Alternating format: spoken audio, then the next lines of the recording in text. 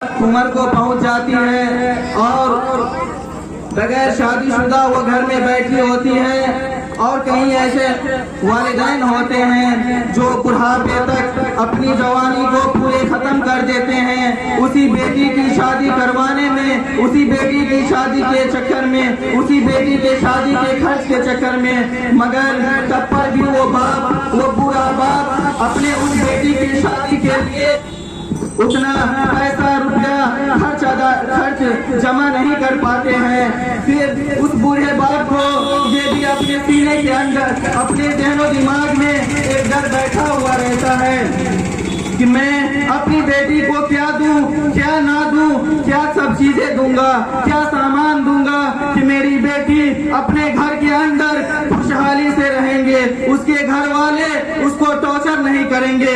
रोजमर्रा हम लोग अखबारात और टेलीविजन के जरिए ये न्यूज देखते हैं, सुनते हैं कि फला जगह पर एक नई नवेली को जला दिया गया है, तो फला जगह पर एक नई नवेली दुल्हन अपने आप को आग के हवाले कर दिया है, तो फला जगह नई नवेली दुल्हन को मौत के घाट उतार दिया गया है। इस सब की वजह सिर्फ ये जहेज है। मेरे नौजवान भाइयों, खास तौर से हमें चाहिए कि हम लोग इस दहेज को खत्म करें, हम अपने मुआशरे से दहेज को खत्म करें, क्योंकि इस दहेज ने ना जाने कई सारी जिंदगियों को बर्बाद करके रख दिया है, कई सारे घर को उजाड़ करके रख दिया है।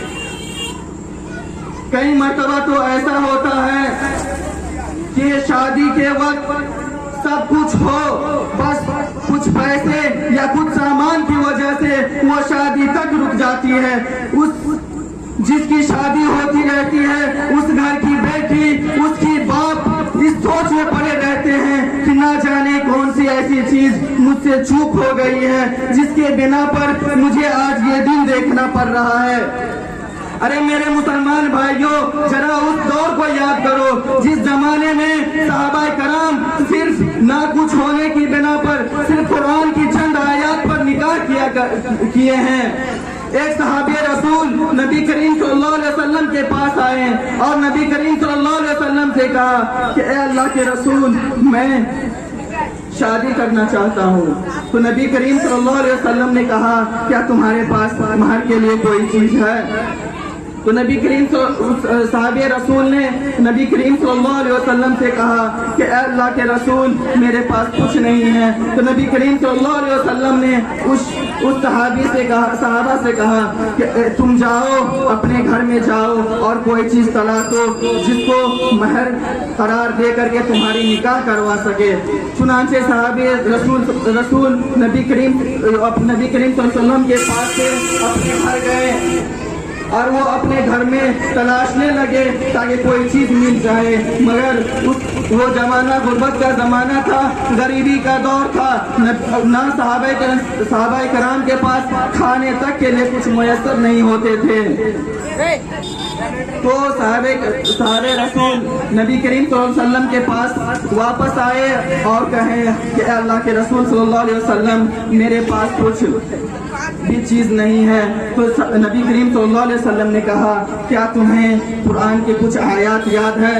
तो सहाबी ने कहा कि हाँ ए अल्लाह के रसूल सल्लल्लाहु अलैहि वसल्लम, मुझे कुरान की आयत याद है। तो नबी करीम सल्लल्लाहु अलैहि वसल्लम ने कहा कि ठीक है, मैं तुम्हारा निकाह इस कुरान जो कुरान तुम्हें याद है, तुम उस कुरान को इसको याद करवा देना, यही तुम्हारे लिए महर करार होगा, यही तुम्हारे लिए महर होगा।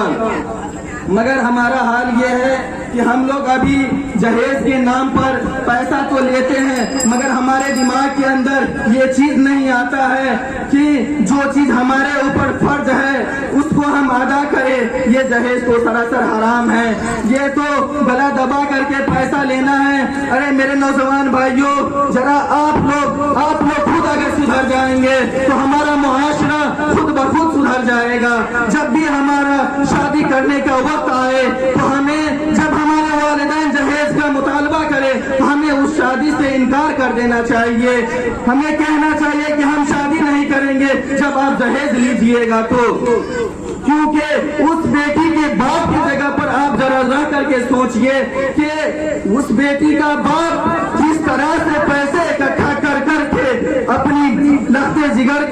نکاح کروانے کے لیے, شادی کروانے کے لیے ایک ایک پائی, ایک ایک پیسہ جوڑا ہے. مگر ہمارا حال یہ ہے کہ ہم تو مہر ادا کرتے نہیں ہیں جو ہمارے اوپر واجب ہے. اکثر حضرات یہ کرتے ہیں کہ مہر کو باقی رکھ دیا جائے, مہر ہم بعد میں ادا کر دیں گے. ایسے لوگ کان کھول کر کے سن لو, جو لوگ مہر کو باقی رکھے ہیں, مہر ادا نہیں کیے ہیں اور بغیر مہر کے شادی کیے ہیں, تو یہ سن لے کہ اس کی بیوی اس کے لیے حرام ہے, کیونکہ بغیر مہر کی کوئی شادی نہیں. ہم لوگ مہر کو ادا کرتے نہیں, مگر ہمیں چاہیے کہ ہم گاڑی, سب سے پہلے یہی چیز ہمارے زبان پہ آتا ہے کہ ہمیں گاڑی چاہیے. ارے میرے نوجوان بھائیوں, ہم خود اس قابل بن جائیں گے, اس کے بعد اپنی شادی کریں گے. ہم خود اس قابل بن جائیں گے کہ کچھ پیسہ ہمارے پاس بھی ہو جائے گا, تب جا کر کے ہم اپنا نکاح کریں گے. وہ آپ بیٹی کے گھر سے جو چند پیسہ 2 لاکھ 4 لاکھ 5 لاکھ روپیہ جو لیتے ہیں, کیا اس کے ذریعے اس پیسے سے آپ کی زندگی بسر ہو جائے گی؟ نہیں میرے بھائیوں, ایسی اس پیسے سے, اس چند پیسے سے ہماری زندگی بسر نہیں ہوگی. ہمیں چاہیے, جہیز ایک ایسا کیڑا ہے جو بہت سارے گھروں کو برباد کر دیتا ہے. ہمیں چاہیے کہ اس کو روکنا چاہیے. اور اگر ہمارا نوجوان, ہمارے معاشرے کے نوجوان اگر اس چیز پر لگ جائے اور یہ اپنے ذہن میں بیٹھا لے کہ ہم اپنی شادی میں جہیز نہیں لیں گے, تو انشاءاللہ ہمارے معاشرے سے یہ جہیز نام کا جو کیڑا پھیلتا جا رہا ہے, یہ کیڑا ہمارے معاشرے سے ختم ہو جائے گا. آپ لوگوں کو بھی معلوم ہوگا کہ ہمارے ہندوستان کے اندر بھی ایک خاتون عائشہ نام کی خودکشی کی, وہ بھی اسی بنا پر, جہیز ہی کی بنا پر. اگر یہ جہیز کا مطالبہ اس کے شوہر نہ کرتے اور جس جہیز کی وجہ سے اس نے خودکشی کی, اگر اس کے جو شوہر تھے اگر وہ کچھ اس کو سمجھ آ جاتی, تو آج ان کو خودکشی کرنے کا نوبت نہیں آتا. ایسے کئی سارے معاملے ہیں جو جہیز نہ ادا کر پانے پر کئی ساری خاتون نے اپنے آپ کو تو آگ کے حوالے کر دیا ہے, تو کئی ساری خاتون نے بلڈنگوں سے چھلانگ لگا دی ہے, تو کئی ساری نوجوان بیٹیوں نے خودکشی کر لی ہے یہ سوچ کر کہ میرا بوڑھا باپ میرے شادی کے لیے کہاں سے جہیز کا پیسہ اکٹھا کر پائے گا. ارے میرے نوجوان بھائیوں, ہمارے مسلمان بھائیوں اور گھر کے جو گارجین ہیں وہ لوگ بھی سن لے. ذرا سوچئے آپ, ایک تو بیٹی والا اپنے لخت جگر کو گھر سے دور کر رہا ہے, آپ کے حوالے کر رہا ہے, تو آپ کو چاہیے کہ آپ اس کی حفاظت کریں, اور حفاظت کرنے کی بجائے آپ اس کے اوپر ظلم و زیادتی کرتے ہیں, کوستے رہتے ہیں, تانا دیتے رہتے ہیں کہ تمہارے باپ نے مجھے یہ چیز نہیں دیا, تو تمہارے باپ نے مجھے وہ چیز نہیں دیا. اس جگہ پر پہلے خود کو رکھ کر کے سوچئے کہ کس طرح سے اس کے باپ نے اس پیسے کو اکٹھا کیا ہے, کتنی محنت و مزدوری کر کے پیسہ کو لایا ہے. ایک بیٹی کی شادی کرنے کے لیے اس دور میں ہم لوگ خود اس طرح کا ماحول بنائے ہیں. اگر آپ لوگ یہ چیز سن لیں کہ یہ ہندوانہ رسم ہے, یہ جاہلانہ رسم ہے, یہ حرام ہے, جہیز لینا سراسر حرام ہے. بعض لوگ کہتے ہیں کہ نبی کریم صلی اللہ علیہ وسلم نے اپنی بیٹی کے نکاح میں جہیز دیا تھا, تو ایسے لوگ سوچنے والے سن لے کہ حضرت علی کے پاس کچھ مالی حالت کمزور تھا, اسی کے بنا پر کچھ چند بستر وغیرہ نبی کریم صلی اللہ علیہ وسلم نے اپنی بیٹی کو دیا تھا. تو ایسی صورت اگر آئے, ہم اپنی بیٹی کو کسی غریب گھر میں دے رہے ہیں, ہم کو پتا ہے اس کے پاس کچھ نہیں ہے, تو ہم بطور ہدیہ مدد جو کہیے اس کے طور سے ہم اس کو دے رہے ہیں, تو وہ صحیح ہے. یہ نہیں لڑکے والے زبردستی, جیسے شادی کا بات چلا, فٹاک سے کہا, منہ کھول کے کہا ہمیں اتنا روپیہ چاہیے.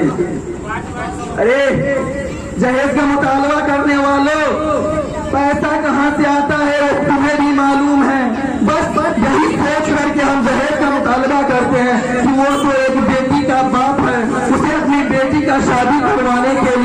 जहेज वो जो भी कुछ मैं कहूँगा वो उसे अदा करना ही पड़ेगा। यही सोचकर और यही सोच करके हम दहेज का मुतालबा करते हैं। फिर भी दहेज देने पर, पैसा देने पर फिर भी हम सुधरते नहीं हैं, उस बेटी को कोसते रहते हैं। हमें चाहिए कि वो जिसके घर में बेटी आती है शादी करके, जिसके घर में आती है उस घर की वो इज्जत है, उसको संभाल के रखो, ना कि उसको कोसो, डांटो, धमको। मेरे भाइयों, आप लोग समझ जाइए, क्योंकि ये बहुत ही कबीह चीज है।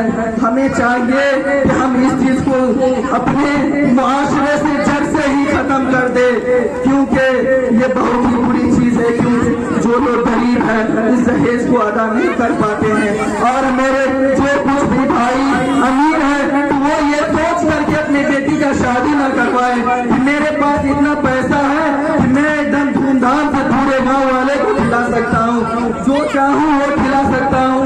ये अभी चंद दिनों पहले की बात है कि इंडिया के अंदर 1 करोड़पति जिसे कहिए आप, ऐसे बाप के, ऐसे बेटी का बाप अपने बेटी का निकाह सिर्फ चंद लोगों को बैठा कर, सिर्फ चंद हुजूर खिला करके बस रुखसत कर दिया अपने बेटी को।